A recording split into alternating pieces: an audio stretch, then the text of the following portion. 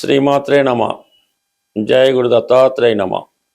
ఈ వీడియోలో మనం మిథున రాశి వారికి ఏప్రిల్ 26వ తారీఖు నుంచి మే 2వ తారీఖు మధ్యలో జరగబోయే వార ఫలాలు పరిశీలించినప్పుడు ప్రధానంగా ఈ వారం అంతా కూడా మిథున రాశి వారికి చాలా అనుకూలమైనటువంటి సమయం.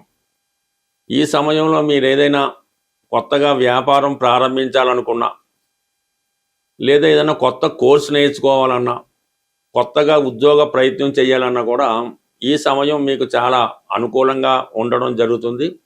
ఏదైనా కొత్త ప్రయత్నాలు, ప్రభుత్వ పరంగా మీకు ఏమైనా సహాయం కావలసి వచ్చినా, ప్రభుత్వ పథకాల కోసం మీరు ప్రయత్నం చేస్తున్నా, ఈ సమయంలో కొద్దిగా గట్టిగా ప్రయత్నం చేయడం వల్ల 100కి 100 సక్సెస్ అయ్యే అవకాశం ఉంది. దీనికి ప్రధాన కారణం ఏంటంటే, ఈ మిథున రాశి వారికి రవి 11వ స్థానంలో సంచరిస్తున్నాడు. తృతీయాధిపతిగా లాభస్థాన సంచారం, రవిగ్రహ సంచారం వల్ల మిత్రుల సహకారం, ప్రభుత్వ అధికారుల సహకారం, తండ్రి గారి సహకారం, లేదా మీ పిల్లల యొక్క సహకారం సంపూర్ణంగా లభిస్తుంది. వారు మీకు అనుకూలంగా పని చేయడం జరుగుతుంటుంది. ఏదైనా జన్మజాతకంలో కానీ, గోచారంలో కానీ రవి 11వ స్థానంలోకి వచ్చినప్పుడు ఆ జాతకంలో ఉన్నటువంటి సమస్త దోషాలు పరిష్కారం అవుతాయి. అలాగే ప్రతి గ్రహం కూడా మీకు అనుకూలంగా పనిచేయడం జరుగుతుంటుంది. అంటే రవి అంత పవర్ఫుల్ గ్రహం మాట. ఒక జాతకుడికి ఆర్థిక పరంగా విశేషమైనటువంటి ధనం ఇవ్వాలన్నా, మంచి ఆరోగ్యం ఇవ్వాలన్నా, మంచి నడవడిక ఇవ్వాలన్నా, సొసైటీలో నేమ్ అండ్ ఫేమ్ ఇవ్వాలన్నా కూడా రవిగ్రహం యొక్క స్థితిని బట్టి ఆధారపడి ఉంటుంది. అందుకనే ప్రతి ఒక్కరూ కూడా సూర్యభగవానుని ఎంత నమ్మకంగా భక్తితో పూజించుకుంటే ఆ జాతకుడికి అంత అభివృద్ధి రావడం జరుగుతూ ఉంటుంది. ఈవెన్ మీకు పితృదోష పరిహారాలు కూడా సూర్యభగవాను పూజించడం వల్ల అవి సంపూర్ణంగా పరిష్కారమై మీ వంశ అభివృద్ధికి కూడా కారణమవుతుంటుంది ఈ రవిగ్రహం. అటువంటి రవి మీకు అందరికీ 11వ స్థానం మామూలుగా ఉంటుంది, కానీ మిథున రాశి వారికి 11వ స్థానం ఉచ్చ స్థానంలో ఉండడం జరుగుతూ ఉంటుంది. అంటే విశేష బలవంతుడై చాలా సూపర్ అథారిటీగా రవి మీకు 11వ స్థానంలో ఉన్నాడనమాట. అంటే ఇంకా ఫైనల్, ఇంకా ప్రధానమంత్రి ఆర్డర్ ఇచ్చినట్టే ఉంటుంది అనమాట. అంత బలమైనటువంటి స్థితిలో రవిగ్రహం ఉండడం వల్ల మీరు చేసే నిజాయితీ అయినటువంటి ఏ ప్రయత్నమైనా ఈ సమయంలో మీకు సంపూర్ణంగా సహకరించడం జరుగుతూ ఉంటుంది. ప్రధానంగా ఇంకొక లాభం ఏంటంటే, మనకి రాశి అందే గురుగ్రహ సంచారం. ఏదైనా కొన్ని ఫలితాలు ఎవరిచ్చినా, ఏ గ్రహం ఇచ్చినా కూడా మంచి ఫలితాలు జాతకుడు అందుకోవాలంటే రాశి అందు ఒక శుభగ్రహం ఉండాలి. ఆ శుభగ్రహం ఉంటేనే మీకు ఆ మంచి ఫలితాలు ఇవ్వడం జరుగుతుంటుంది. అందువల్ల గురువు రాశిలో ఉండడం వల్ల ఇప్పుడు రవి ఇచ్చే మంచి ఫలితాలు మీకు సంపూర్ణంగా రావడం జరుగుతుంటుంది.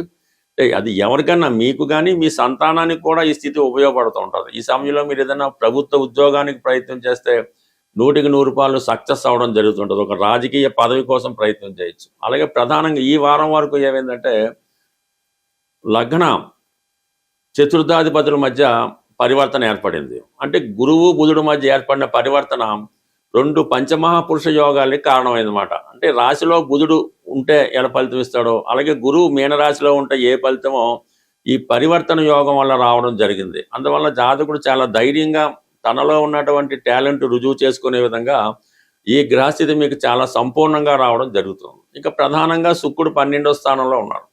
శుక్రుడు 12వ స్థానంలోకి వచ్చినప్పుడు జాతకుడు ఏది కోరుకుంటే అది రావడం జరుగుతుంటుంది. సాధారణంగా స్త్రీ సౌఖ్యం అంటుంటారు, స్త్రీ లాభం అనుకుంటారు, ఏదో వ్యభిచారం లాంటిది అంటారు, స్త్రీ కలిసి వస్తుంది అంటారు. కానీ వీటన్నిటికన్నా విశేషమైనటువంటి జ్ఞానాన్ని కూడా గురు భగవానుడు జాతకుడికి అందించడం జరుగుతూ ఉంటుంది. అలాగే సౌకర్యాలు చాలా వరకు కలిసి వస్తూ ఉంటాయి. వివాహపరంగా, ఆరోగ్యపరంగా ఉన్నటువంటి సమస్యలు కూడా చాలా వరకు సాల్వ్ అవడం జరుగుతుంటుంది.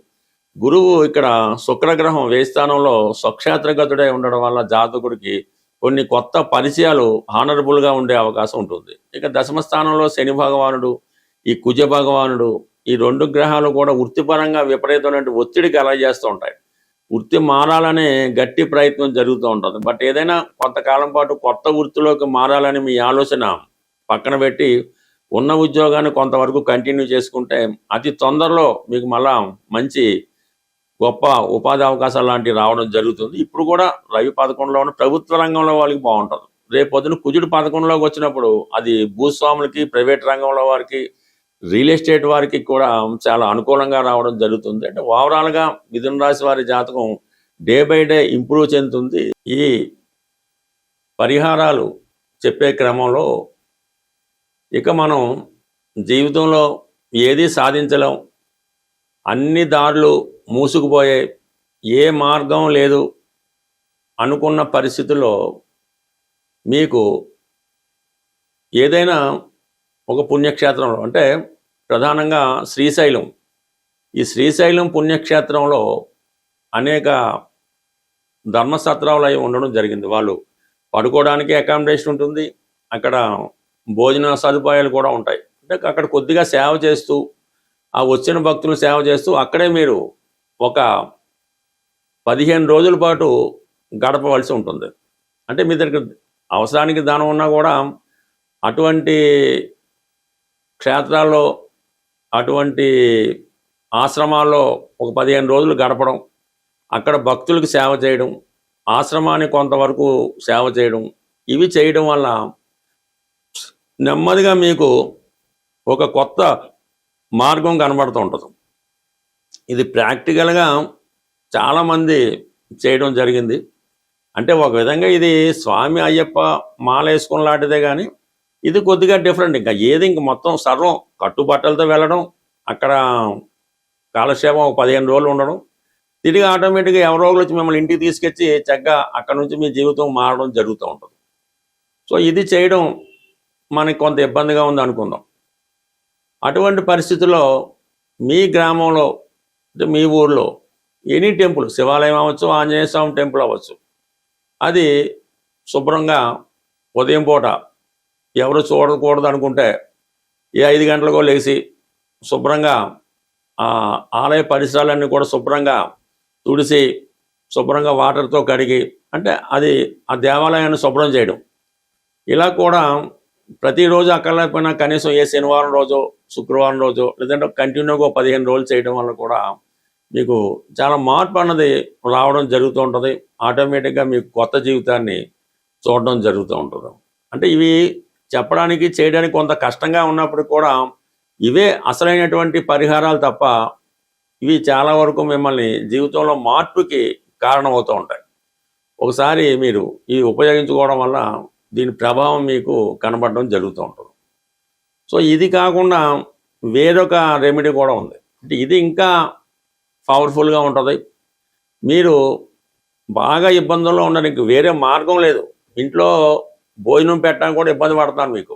అటువంటి పరిస్థితుల్లో మీరు ఏం చేస్తారంటే, ఒక మంచి రోజు చూసుకోండి, మీకు అనుకూలమైన రోజు చూసుకొని మీరు ఒక 8 రోజుల పాటు ఈ పరిహారం చేయవలసి ఉంటుంది. 8 రోజులు కూడా మీరు ఈ పరుపుల మీద, మంచాల మీద కాకుండా చక్కగా ఒక సాప వేసుకొని, ఒక తలగడ పెట్టుకొని, మీ తల కింద నల్ల నువ్వులు కొన్ని, ఒక నలుపు రంగు గుడ్డలో చిన్న క్లాత్లో కొన్ని నల్ల నువ్వులు, ఒక 5 రూపాయల కాయిన్, అది ఒక పొట్లంలా కట్టి మీ తల కింద పెట్టుకొని, సాయంకాలం కొద్దిగా 8 గంటలకో 7 గంటలకో పడుకుంటారు కదా, పడుకొని ఎర్లీ మార్నింగ్ సూర్యోదయం అవ్వకుండా లెగిసి ఏదైతే ఈ నల్ల నువ్వులు, నల్లగుడ్డ 5 రూపాయలు కట్టి పొట్లం కట్టారో ఆ పొట్లాన్ని చేతిలో పట్టుకొని మీరు ఇంటి బయటకు వచ్చి కొద్దిగా ఒక 4 రోడ్లు గడిచే చోట దాకా వచ్చి అక్కడ మీరు ఆ పొట్లాన్ని విడిచిపెట్టి వెనక్కి తిరిగి చూడకుండా వచ్చేస్తారు.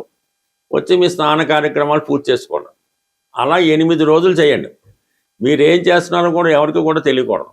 ఈ 8 రోజుల తర్వాత మీ జీవితంలో కంపల్సరీగా మీరు దేని వల్ల ఇబ్బంది పడుతున్నారో, అంటే ఉద్యోగంలో సస్పెండ్ అయినారు, ఉద్యోగం వస్తుంది, అప్పుల వల్ల ఇబ్బంది పడుతున్నారు, ఆడు కొంతకాలం ఆగుతాడు. ఈ విధంగా మీరు ప్రయత్నం చేయండి. ఇందులో నమ్మకం ఇంపార్టెంట్. చేసి చూడటం వల్ల చాలా మంచి ఫలితం అయితే వస్తుంది. మనం ఏదైనా పరిహారం చేస్తున్నప్పుడు మాత్రం ఈ మద్య మాంసాలకి, స్త్రీలకి దూరంగా ఉండి చేస్తేనే అది వస్తుంది తప్ప, ఇలాంటి కార్యక్రమాలు చేస్తూ మీరు ఎన్ని రోజులు, ఎన్ని సంవత్సరాలు పరిహారం చేసినా కూడా దానివల్ల ఏమీ ఉపయోగం ఉండదు. అందువల్ల పరిహారం చేస్తున్నప్పుడు మాత్రం కంపల్సరీగా నియమంగా ఉండవలసి ఉంటుంది. అప్పుడు మాత్రమే ఈ పరిహారాలు మీకు ఉపయోగపడే అవకాశం ఉంటుంది. స్వస్తి.